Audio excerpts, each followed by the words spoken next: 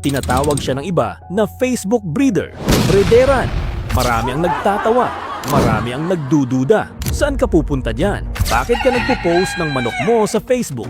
Sabi nila, hindi ka tatagumpay diyan. Pero si Pisan SP, hindi niya pinalampas ang pangungutya. Ginawa niya itong inspirasyon. Ginawa niyang hamon. Araw-araw, kayod lang, konti man ang nanonood, tuloy lang ang kwento. Nag-aral, nag-eksperimento, pinag-isipan kung paano mas mapapalapit ang manok sa masa. Hanggang sa dumating ang araw, ang tawag na pangit at negatibo ay naging marka ng respeto at tagumpay. Ngayon, si Pisan SP ay inspirasyon. Hinahanga ang breeder ng masa, simbolo ng sipag, tiyaga at determinasyon. At ang natutunan natin, huwag matakot sa pangungutya.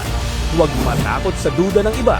Ang tunay na tagumpay ay galing sa tapang, tiyaga at paniniwala sa sarili. Gusto mo pa ng ganitong kwento? Like, share at follow.